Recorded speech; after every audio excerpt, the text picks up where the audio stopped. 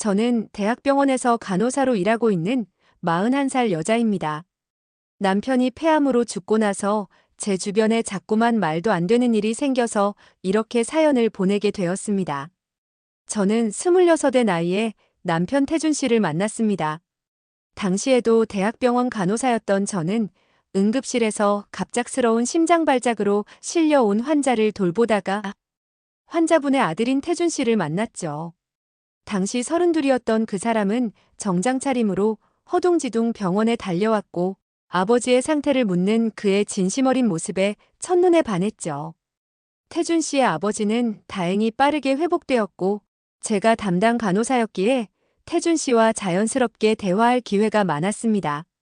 아버님이 퇴원하시는 날 태준 씨가 저에게 식사를 제안했고 그렇게 우리의 인연이 시작되었습니다.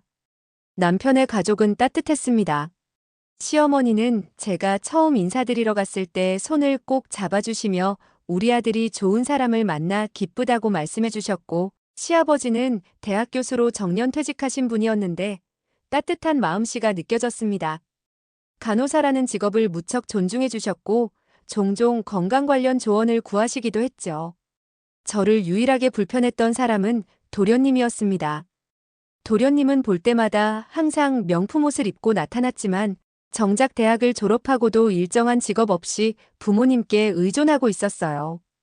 컴퓨터공학을 전공했다고 들었는데 취업은 시도조차 하지 않는 것 같았죠. 처음 도련님을 만난 날 그는 저를 위아래로 훑어보더니 형이 병원에서 간호사 만났다길래 어떤 사람인지 궁금했다고 말했는데 그 말투에서 은근한 무시가 느껴졌습니다. 남편이 자리를 비운 사이 제게 간호사 월급이 얼마나 돼요? 라고 불쑥 물었고 제가 당황해하자 그냥 궁금해서요. 형이 버는 것보다 훨씬 적을 것 같아서요. 라고 말을 흐렸습니다. 형의 결혼을 탐탁지 않게 여기는 도련님의 눈빛은 가족 모임에서도 숨겨지지 않았어요. 특히 시어머니가 저를 챙겨주실 때면 눈살을 찌푸리며 불만스러운 표정을 짓곤 했죠. 한 번은 시어머니가 여행 갔다가 저를 주려고 산 스카프라며 선물을 건네주시자 엄마, 내 선물 없어요? 라며 투정을 부리는 모습에 모두가 어색해했던 기억이 납니다.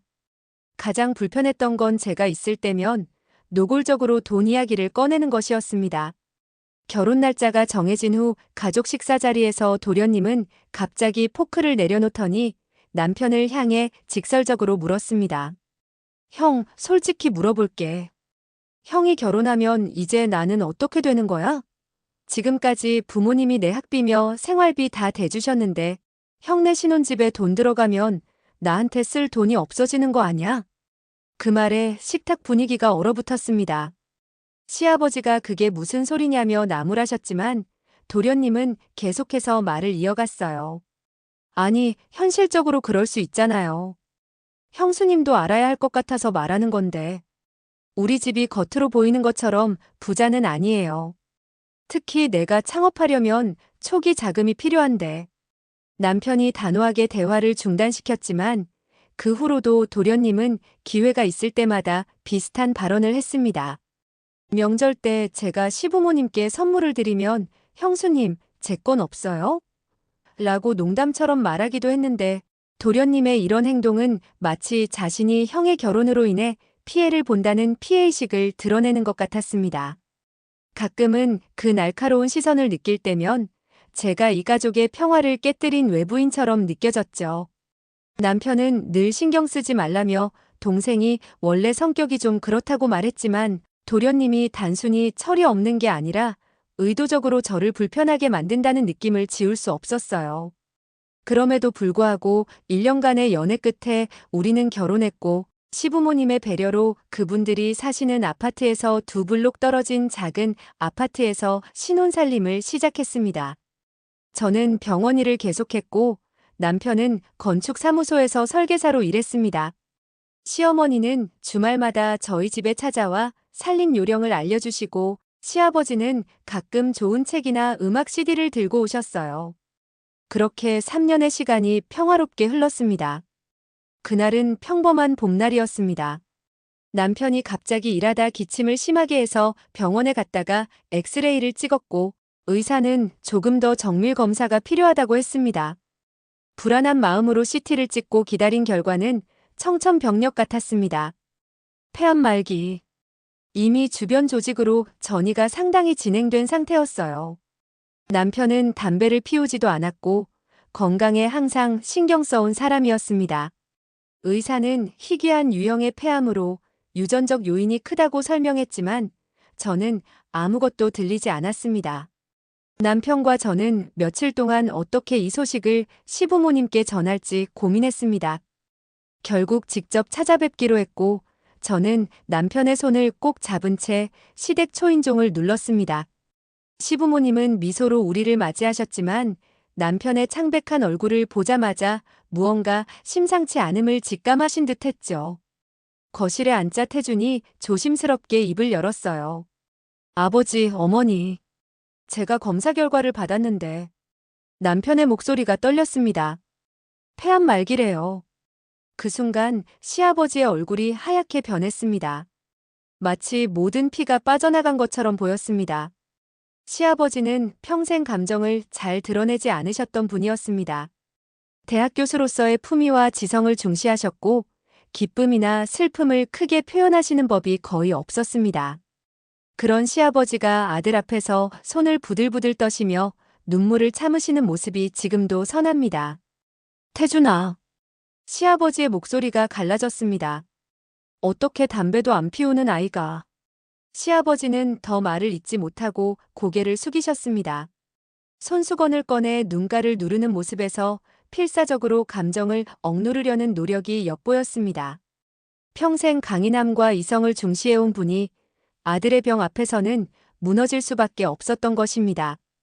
반면 시어머니는 오히려 강인하셨어요. 처음 소식을 들었을 때 잠시 얼굴이 굳었지만 곧 남편에게 다가가 어깨를 감싸 안으셨습니다. 우리 함께 이겨내자. 의학이 발달했으니 좋은 치료법이 있을 거야. 내가 최고의 병원, 최고의 의사를 알아볼게. 시어머니의 목소리는 단호했습니다. 눈물을 보이는 대신 실질적으로 이 일을 해결하려는 의지가 느껴졌어요. 그 순간 저는 어머니의 강인함이 남편에게 얼마나 큰 힘이 될지 깨달았습니다. 위기의 순간에 감정에 휩쓸리기보다 해결책을 찾는 그 모습이 존경스럽게 느껴졌습니다. 하지만 도련님의 반응은 완전히 달랐습니다. 형의 병을 걱정하는 기색보다는 자신의 미래를 걱정하는 듯 했습니다. 진단 소식을 들은 후 태식은 잠시 충격받은 표정을 지었지만 고작 한다는 말이 뭐야? 그럼 병원비 겁나 많이 들 텐데 보험 들어놓은 거 있어? 였고 저는 순간 분노가 치밀었습니다. 형의 생명이 위태로운 상황에서 돈 걱정을 하다니. 하지만 그 말이 남편의 귀에 들어갈까 항상 조마조마했기에 참을 수밖에 없었습니다. 남편은 이미 충분히 괴로워하고 있었고 동생의 이기적인 모습까지 알게 된다면 더 큰 상처를 받을 것이 분명했으니까요. 그날 이후로도 도련님은 틈만 나면 병원비와 재산 문제를 언급했습니다. 병원 복도에서 집에서 식사할 때도 심지어 남편이 잠깐 화장실에 간 사이에도 이렇게 오래 치료하면 돈이 얼마나 들어갈까?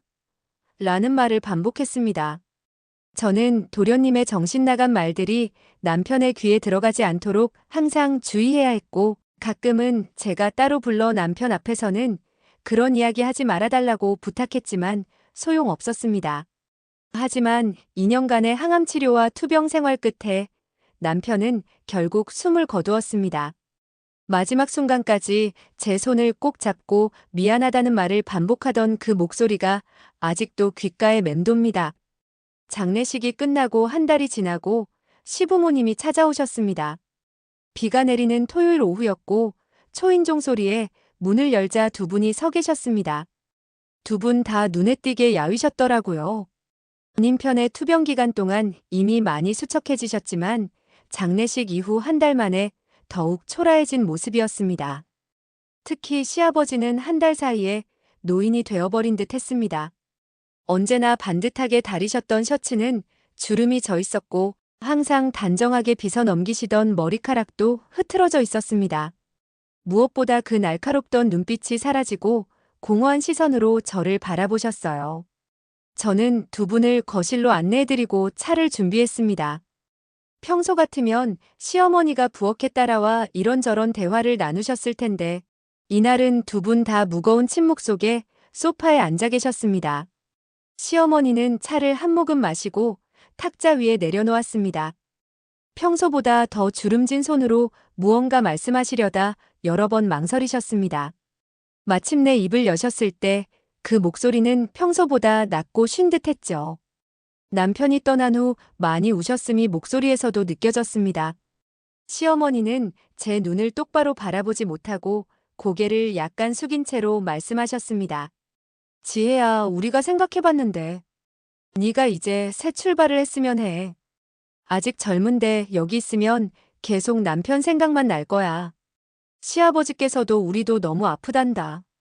네 얼굴만 봐도 태준이 생각이 나서 우리 모두에게 시간이 필요할 것 같구나. 그리고 탁자 위에 봉투 하나를 올려놓으셨습니다. 3천만 원이다. 서울에 가서 새 직장을 구하고 새 삶을 시작하렴. 그 말에 가슴이 찢어지는 듯 했습니다. 제가 돈 때문에 떠날 거라고 생각하시는 건지 정말 제 앞날을 걱정하시는 건지 알 수 없었죠. 하지만 시부모님의 얼굴에서 진심 어린 괴로움이 느껴졌습니다. 두 분의 눈에는 눈물이 고여 있었고 그것은 단순한 이별의 슬픔이 아닌 더 깊은 상처에서 비롯된 것임을 알 수 있었습니다. 두 분도 아들을 잃은 고통 속에서 최선의 결정을 내리려 애쓰고 계신다는 것을 깨달았습니다. 결국 그 제안을 받아들였습니다. 네, 아버님, 어머님. 저도 새 출발이 필요할 것 같아요. 그렇게 저는 5년간 살았던 그 도시를 떠나 서울로 이주했습니다. 짐을 정리하는 데는 생각보다 오랜 시간이 걸리지 않았습니다. 남편과의 추억이 담긴 사진첩 몇 개와 개인 물품들만 챙겨 기차에 올랐습니다. 서울에 도착해 작은 원룸을 구하고 이력서를 여러 병원에 제출했습니다. 간호사 인력이 부족했던 때라 다행히 큰 대학병원에 빠르게 취직할 수 있었습니다. 응급실 간호사로 일하며 혼자만의 시간을 보냈습니다.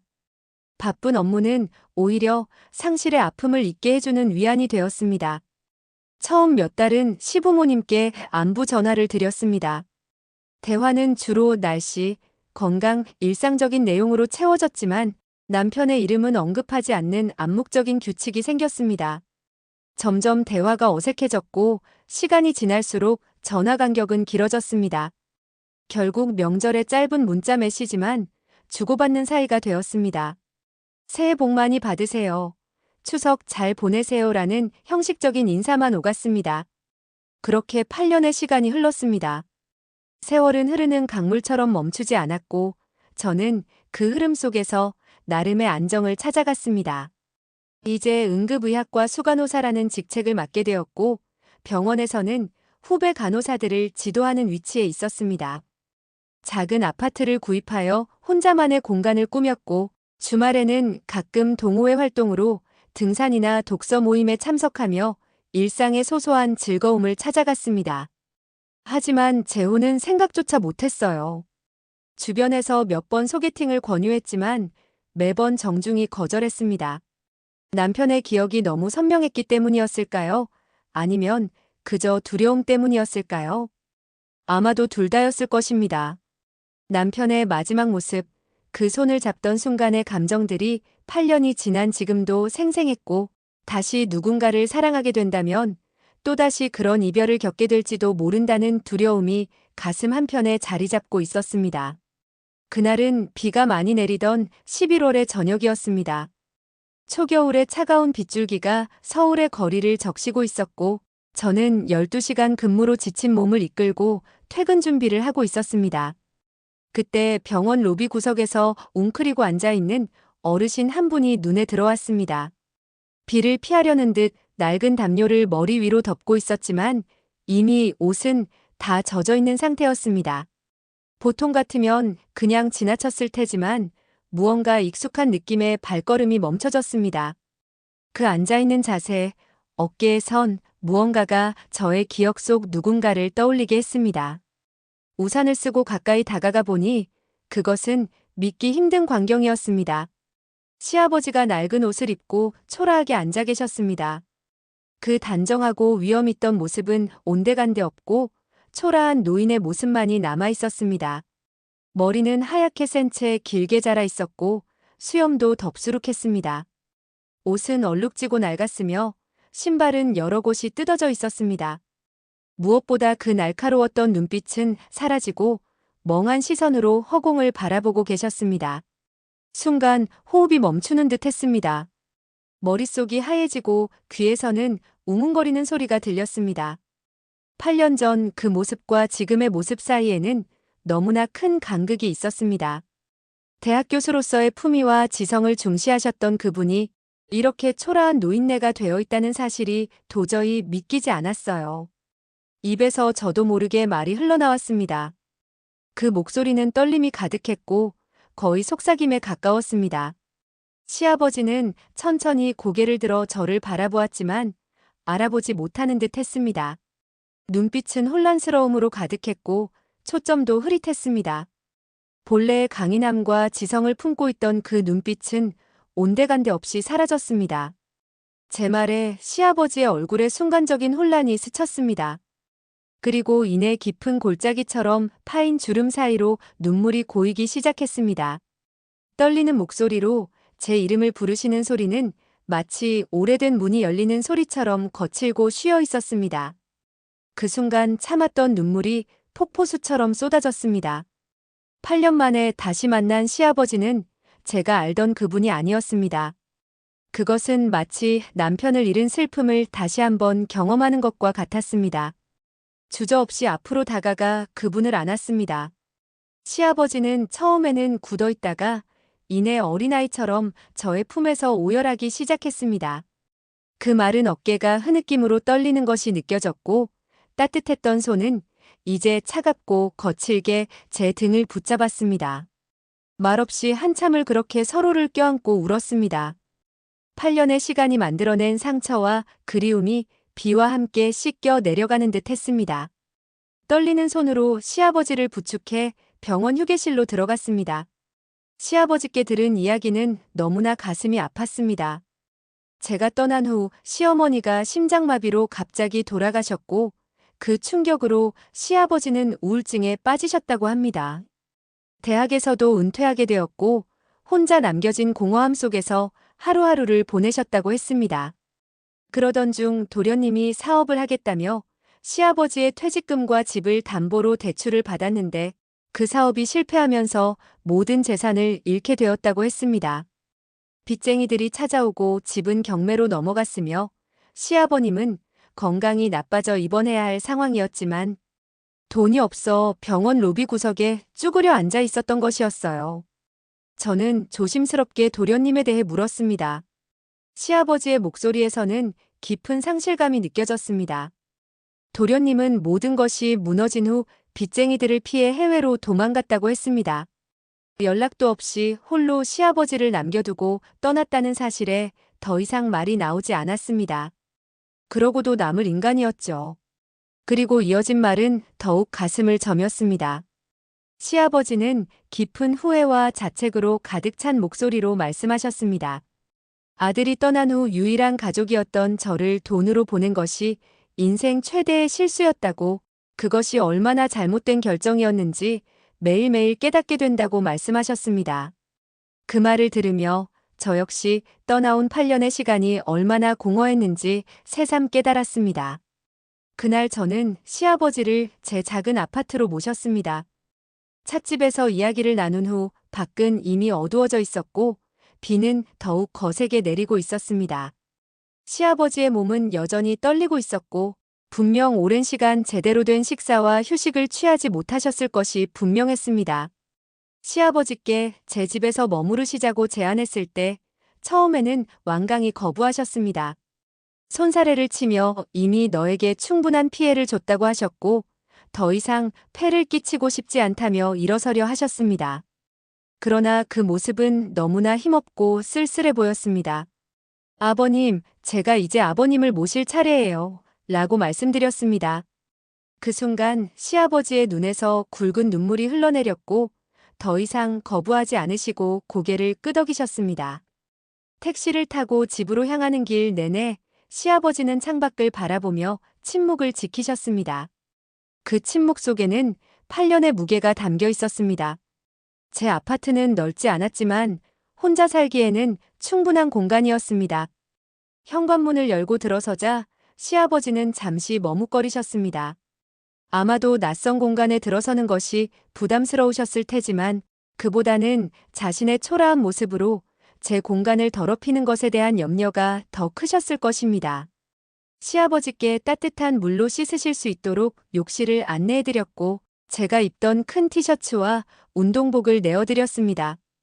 그 사이 간단한 저녁 식사를 준비했습니다. 식사를 하시는 동안 시아버지의 손이 떨리는 것이 눈에 띄었습니다. 영양실조와 피로가 복합적으로 작용한 것 같았습니다. 식사 후 바로 병원에 데려가야 한다고 결심했습니다. 다행히 제가 일하는 병원 응급실로 바로 모시고 갔고 동료 의사들의 도움으로 신속하게 진료를 받을 수 있었습니다. 검사 결과 시아버지는 심각한 영양실조와 탈수 상태였고 폐렴 초기 증상도 보였습니다.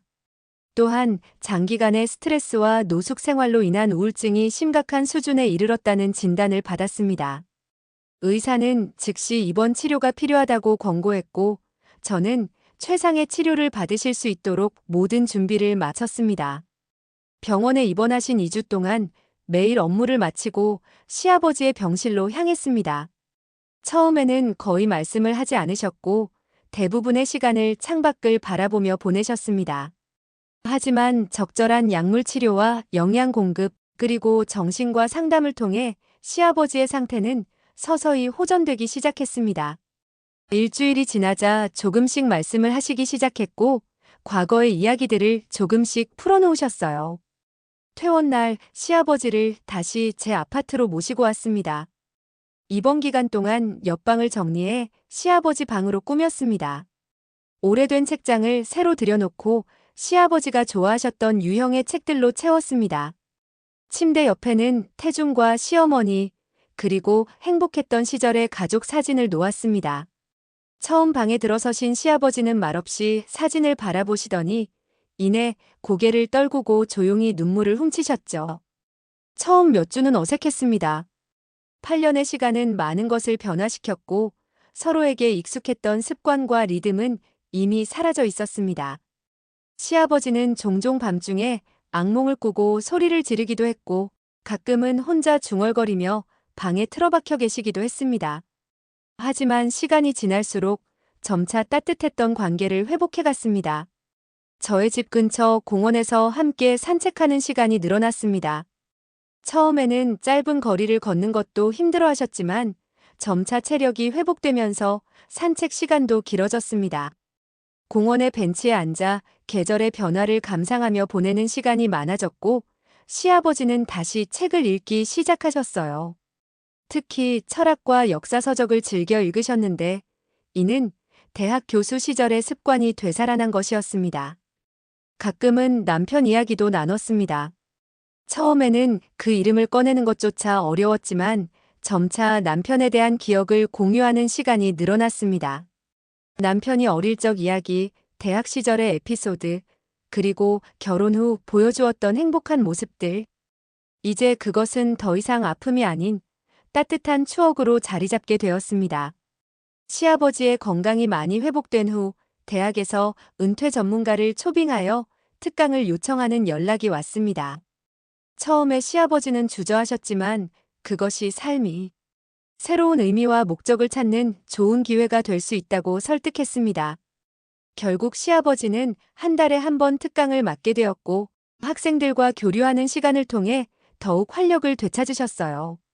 함께 지내는 시간이 길어질수록 시아버지와 저 사이에는 더 깊은 이해와 존중이 자리 잡았습니다. 남편과 아들이라는 연결고리를 넘어 이제는 서로에게 중요한 존재가 되었습니다. 어느 날 아침 식사 시간, 시아버지가 문득 깊은 감정이 담긴 표정으로 말씀하셨습니다. 자신이 과거에 얼마나 어리석었는지 가족은 어떤 상황에서도 함께 있어야 하는데 저를 떠나보낸 것이 얼마나 잘못된 결정이었는지에 대한 마음을 전하셨습니다.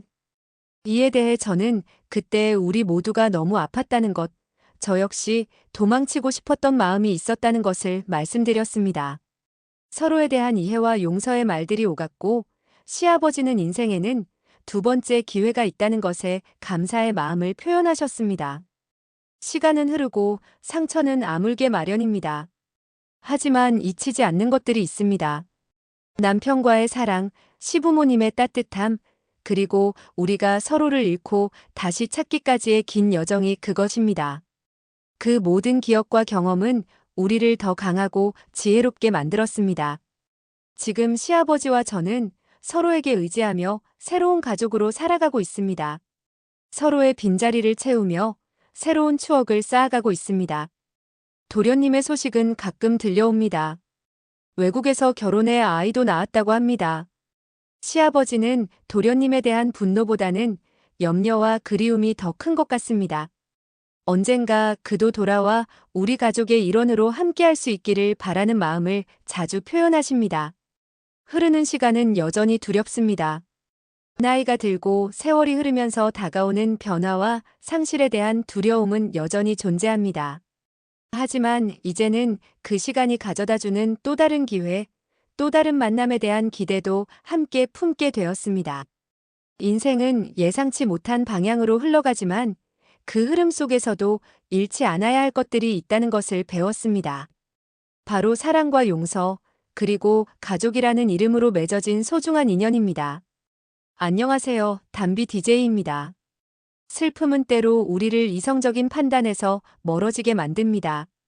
지혜님의 시부모님께서 사랑하는 아들을 잃은 후 며느리와의 관계를 단절하신 것도 아마 그 순간에는 너무 큰 상실감 때문이었을 겁니다. 하지만 인생은 우리에게 여러 번의 기회를 줍니다. 지혜님은 초라해진 시아버님을 발견했을 때 과거의 상처를 뒤로하고 손을 내밀었습니다. 얼마나 큰 용기와 사랑이 필요했을지 상상해 봅니다. 그리고 시아버님 역시 자신의 실수를 인정하고 받아들이는 모습을 보여주셨죠. 인생은 예측할 수 없습니다. 오늘 행복했던 일들이 내일은 고통의 기억이 될 수도 있고, 오늘의 이별이 훗날 더 깊은 만남의 시작이 될 수도 있습니다. 중요한 것은 우리가 그 흐름 속에서 무엇을 배우고 어떤 선택을 하느냐가 아닐까요? 이 사연을 들으시는 모든 분들께 묻고 싶습니다. 여러분의 인생에서 놓치고 있는 소중한 인연은 없는지요? 오해와 상처로 멀어진 가족이나 친구는 없는지요? 아직 늦지 않았습니다. 지혜님처럼 용기 내어 손을 내밀어 보는 건 어떨까요? 지혜님, 시아버님과 함께하는 앞으로의 날들이 더욱 따뜻하고 행복하기를 진심으로 바랍니다. 깊은 이야기 나눠주셔서 감사합니다. 다음 사연으로 찾아뵙겠습니다. 여러분의 밤이 따뜻한 위로로 채워지길 바랍니다.